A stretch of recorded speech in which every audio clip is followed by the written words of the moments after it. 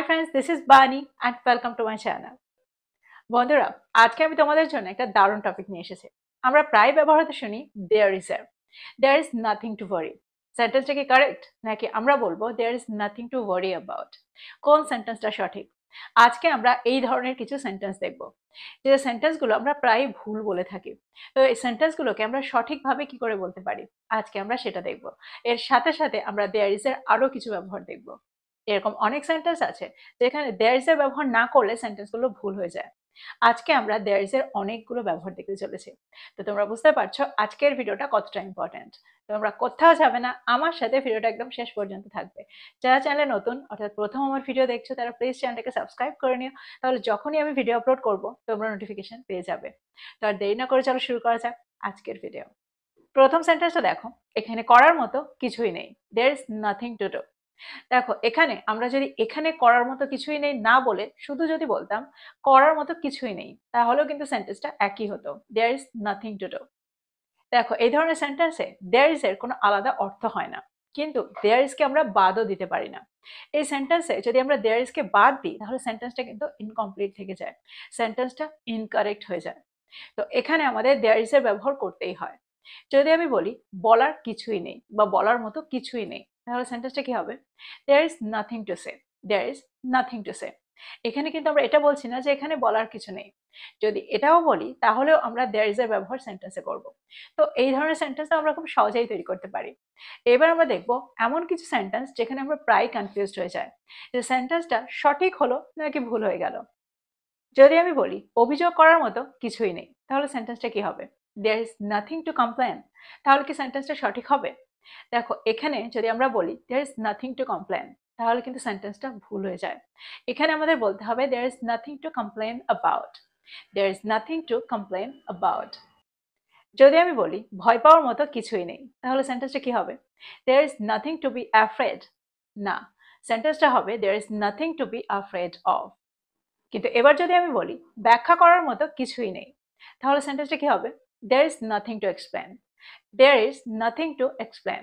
আচ্ছা, এখানে আমরা explain এর পরে কোনো প্রিপোজিশনের ব্যবহার কেন করছি না? তো এই ধরনের কনফিউশন আমাদের প্রায় হয়ে থাকে। দেখো এখানে তোমাদের একটু গ্রামার জানতে হবে, না জানলে এই ব্যাপারগুলো তোমরা ভুল করে ফেলবে, অর্থাৎ এখানে এই ধরনের সেন্টেন্স তৈরি করতে গিয়ে তোমরা ভুল করে ফেলবে। দেখো এগুলো আমরা ট্রান্সিটিভ ভার্ব আর ইনট্রান্সিটিভ ভার্বের উপর নির্ভর করে সেন্টেন্সগুলোকে তৈরি করি। অর্থাৎ এখানে আমরা প্রিপোজিশনের ব্যবহার করব নাকি করব না সেটা সম্পূর্ণ নির্ভর করে ভার্বটা ইনট্রান্সিটিভ ভার্ব নাকি ট্রান্সিটিভ ভার্ব। তো এখানে আমরা কি করে বুঝবো যে কোন ভার্বটা ট্রান্সিটিভ ভার্ব আর কোন ভার্বটা ইনট্রান্সিটিভ ভার্ব? দেখো যে ভার্বটার ঠিক পরে আমরা একটা অবজেক্ট পাই সেটা হলো ট্রান্সিটিভ ভার্ব, অর্থাৎ যে ভার্বটার ঠিক পরেই আমরা একটা অবজেক্টের ব্যবহার করি সেটা হলো ট্রান্সিটিভ ভার্ব, আর যে ভার্বটার পরে আমরা একটা প্রিপোজিশনের ব্যবহার করি সেটা হলো ইনট্রান্সিটিভ ভার্ব, অর্থাৎ তারপরেই আমরা তার ঠিক পরেই কোনো অবজেক্টের ব্যবহার সেন্টেন্সে করছি না। এগুলোকে আমরা বলবো ইনট্রান্সিটিভ ভার্ব। তো তোমরা নিশ্চয়ই দেখে থাকবে কোনো কোনো ভার্বের ঠিক পরেই আমরা একটা অবজেক্টের ব্যবহার সেন্টেন্সে করি, অর্থাৎ ঠিক ভার্বটার পরেই অর্থাৎ সরাসরি আমরা একটা অবজেক্টের ব্যবহার সেন্টেন্সে করি, তারপরে আমরা কোনো প্রিপোজিশনের ব্যবহার করি না। আবার কোনো কোনো সময় কোনো ভার্বের ঠিক পরে একটা প্রিপোজিশনের ব্যবহার আমাদের সেন্টেন্সে করতে হয়, তারপরে আমরা একটা অবজেক্টের ব্যবহার সেন্টেন্সে করি, তা না হলে সেন্টেন্সটা ভুল হয়ে যায়। তো যেখানে আমরা অবজেক্টের ব্যবহার সরাসরি করব ভার্বের পরে সেটা হলো ট্রান্সিটিভ ভার্ব, আর যে ভার্বটা ঠিক তারপরে একটা প্রিপোজিশন নেয় অর্থাৎ কোনো অবজেক্ট সরাসরি নেয় না, সেগুলোকে আমরা বলে থাকি ইনট্রান্সিটিভ ভার্ব। একটা এক্সাম্পল দেখো তোমরা আরো ভালো করে বুঝতে পারবে। যদি আমি বলি আমি তোমার সাথে একমত, তাহলে সেন্টেন্সটা কি হবে? I agree with you, I agree with you. দেখো এখানে কিন্তু আমরা উইথ কে বাদ দিলে সেন্টেন্সটা ভুল হয়ে যায়, আমরা এটা বলতে পারি না আই এগ্রি ইউ। এবার যদি আমি বলি একমত হওয়ার মতো কিছুই নেই, তাহলে সেন্টেন্সটা কি হবে? বা আমরা এটাও বলতে পারি রাজি হওয়ার মতো কিছুই নেই, তাহলে সেন্টেন্সটা কি হবে? there is nothing to agree with, there is nothing to agree with। এখানে যদি আমি বলি there is nothing to agree, তাহলে সেন্টেন্সটা ভুল হয়ে যায়, কারণ এখানে এগ্রির পরে আমাদের একটা প্রিপোজিশনের ব্যবহার সেন্টেন্সে করতেই হয়, নাহলে সেন্টেন্সটা সম্পূর্ণ ইনকারেক্ট। কিন্তু এবার যদি আমি বলি তারা সমস্যাটি নিয়ে আলোচনা করেছিল, তাহলে সেন্টেন্সটা কি হবে? They discussed the issue, they discussed the issue. দেখো এখানে কিন্তু ডিসকাসের পরে আমরা কোনো প্রিপোজিশনের ব্যবহার সেন্টেন্সে করলাম না, ঠিক পরেই অর্থাৎ সরাসরি এই ভার্বটার পরে ডিসকাসের পরে আমরা একটা অবজেক্টের ব্যবহার সেন্টেন্সে করেছি, আর এটা হলো ট্রান্সিটিভ ভার্ব। আর যখন আমরা এই সেন্টেন্সটা তৈরি করব যে আলোচনা করার মতো কিছুই নেই, তাহলে সেন্টেন্সটা কি হবে? There is nothing to discuss, there is nothing to discuss. দেখো এখানে কিন্তু আমরা ডিসকাসের পরে কোনো প্রিপোজিশনের ব্যবহার সেন্টেন্সে করব না, কারণ এই ভার্বটা কখনোই সেন্টেন্সে তারপরেই অর্থাৎ ঠিক তারপরে কোনো প্রিপোজিশন নেয় না। তো এবার আমার মনে হয় তোমাদের এই কনফিউশনটা দূর হলো। এবার আমরা কিছু সেন্টেন্স দেখব যেখানে আমরা ইনট্রানজিটিভ ভার্ব আর ট্রানজিটিভ ভার্ব দুটোরই ব্যবহার দেখব, আর এগুলোতে আমরা জানতে পারবো কোনটার পরে আমাদের প্রিপোজিশনের ব্যবহার করা উচিত আর কোনটার পরে আমাদের প্রিপোজিশনের ব্যবহার করা উচিত নয়। নির্ভর করার মতো কিছুই নেই, there is nothing to depend on, there is nothing to depend on. দেখো ডিপেন্ড এই ভার্বটা হলো একটা ইন্ট্রানজিটিভ ভার্ব, আর এরপরেই অর্থাৎ এর ঠিক সরাসরি পরে আমরা সেন্টেন্স একটা প্রিপোজিশনের ব্যবহার করি, ঠিক সেই কারণে এখানেও আমাদের প্রিপোজিশনের ব্যবহার করতে হবে, there is nothing to depend on. পরের সেন্টেন্সটা দেখো, হাসার মতো কিছুই নেই, there is nothing to laugh at, there is nothing to laugh at. যদি আমি বলি সে আমার উপরে হেসেছিল, তাহলে সেন্টেন্সটা কি হবে? She loved at me, she loved at me. দেখো এখানে কিন্তু আমরা অ্যাট এর ব্যবহার সেন্টেন্সে করেছি, অর্থাৎ এই ভার্বটার ঠিক পরে আমরা একটা প্রিপোজিশনের ব্যবহার সেন্টেন্সে করেছি। ঠিক সেই কারণে যখন আমাদের বলতে হবে হাসার মতো কিছুই নেই, তখনও আমরা সেন্টেন্সে একটা প্রিপোজিশনের ব্যবহার করব এই ভার্বটার পরে। তো সেন্টেন্সটা কি হবে? There is nothing to love at. কথা বলার মতো কিছুই নেই বা আলোচনা করার মতো কিছুই নেই, সেন্টেন্সটা কি হবে? There is nothing to talk about, there is nothing to talk about. দেখো সেন্টেন্সে আমরা টকের পরে একটা প্রিপোজিশনের ব্যবহার সেন্টেন্সে করে থাকি, আমরা কখনো টক টু এর ব্যবহার করে থাকি বা কখনো টক উইথ বা টক অ্যাবাউট। তো সেন্টেন্স বুঝে আমাদের এখানে একটা প্রিপোজিশনের ব্যবহার সেন্টেন্সে করতে হবে। এখানে আমরা কখনোই টকের পরে সরাসরি একটা অবজেক্টের ব্যবহার সেন্টেন্সে করতে পারি না। কিন্তু এবার যদি আমি বলি ব্যাখ্যা করার মতো কিছুই নেই, তাহলে সেন্টেন্সটা কি হবে? There is nothing to explain, there is nothing to explain. দেখো যদি আমি বলি আমি ব্যাখ্যা করার চেষ্টা করছি, আমি বিষয়টি ব্যাখ্যা করার চেষ্টা করছি, তাহলে সেন্টেন্সটা কি হবে? I am trying to explain the matter, I am trying to explain the matter. দেখো এক্সপ্লেনের ঠিক পরে আমরা দ্য ম্যাটার এই অবজেক্টটার ব্যবহার সেন্টেন্সে করেছি। এখানে কিন্তু আমরা কোনো প্রিপোজিশনের ব্যবহার সেন্টেন্সে করিনি, অর্থাৎ এই ভার্বটার পরে আমরা কোনো প্রিপোজিশনের ব্যবহার সেন্টেন্সে করিনি। ঠিক সেই কারণে যখন আমরা বলবো এখানে ব্যাখ্যা করার কিছুই নেই বা ব্যাখ্যা করার কিছুই নেই, তাহলে সেন্টেন্সটা কি হবে? There is nothing to explain. কিন্তু যদি আমি বলি তাকানোর মতো কিছুই নেই, তাহলে সেন্টেন্সটা কি হবে? There is nothing to look at, there is nothing to look at. দেখো আমরা যখনই লুকের ব্যবহার করি তারপরে কিন্তু আমরা অ্যাটের ব্যবহার সেন্টেন্সে করি। যদি আমি বলি ফুলগুলোর দিকে তাকাও, তাহলে সেন্টেন্সটা কি হবে? Look at the flowers. দেখো এখানে কিন্তু লুক অ্যাট এর ব্যবহার আমরা সেন্টেন্সে করেছি, লুক দ্য ফ্লাওয়ার্স আমরা কখনোই বলি না। পরের সেন্টেন্সে দেখো, প্রমাণ করার মতো কিছুই নেই, সেন্টেন্সটা কি হবে?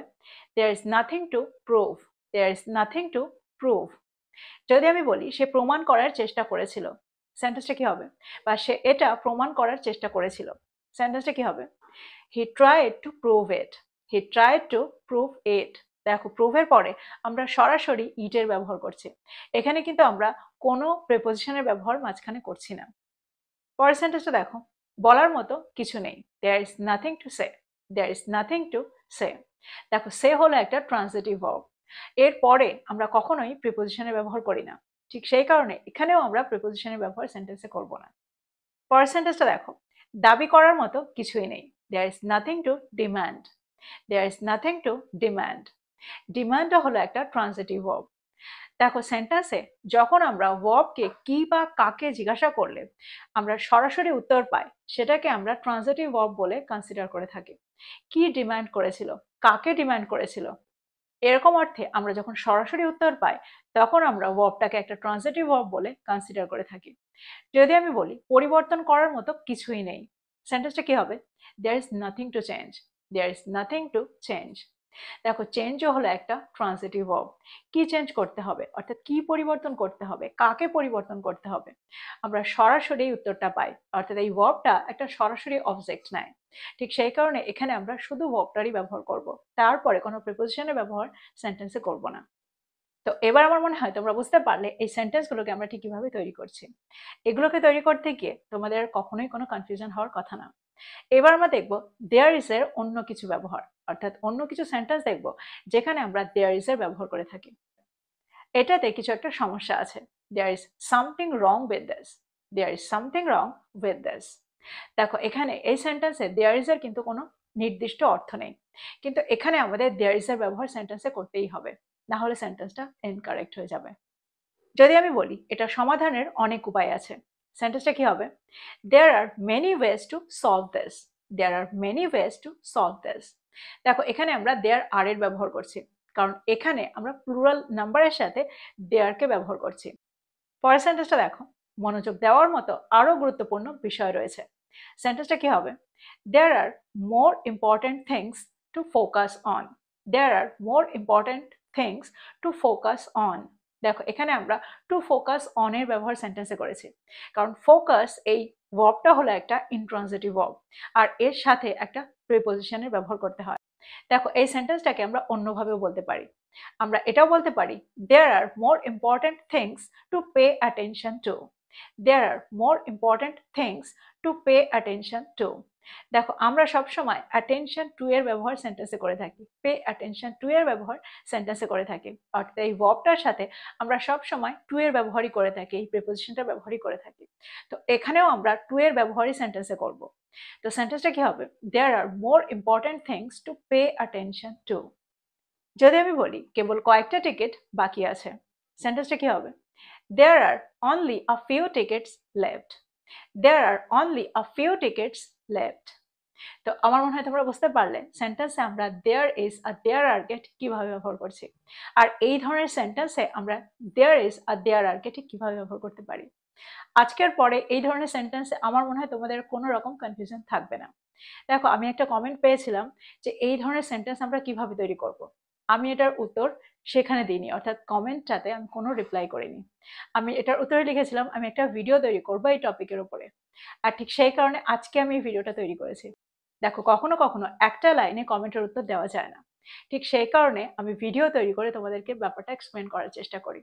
তো তোমাদের কোনো রকম অসুবিধা থাকলে আমাকে কমেন্ট করে জানাও, আমি তোমাদেরকে উত্তর দেওয়ার চেষ্টা করব। আমার মনে হয় আজকের টপিকটা তোমরা বুঝতে পারলে সেন্টেন্সে আমরা এগুলোকে ঠিক কিভাবে ব্যবহার করতে পারি, এই সেন্টেন্সগুলোকে আমরা ঠিক কিভাবে তৈরি করতে পারি। তো এই ছিল আজকের ভিডিও, এই ছিল আজকের টপিক। ভিডিওটা ভালো লাগলে লাইক করতে ভুলে যেও না, বন্ধুদেরকে শেয়ার করো যারা ইংরেজি শিখছে। So this is all about today. I will be back with another video. Till then, take care. Thank you for watching this video. Bye bye.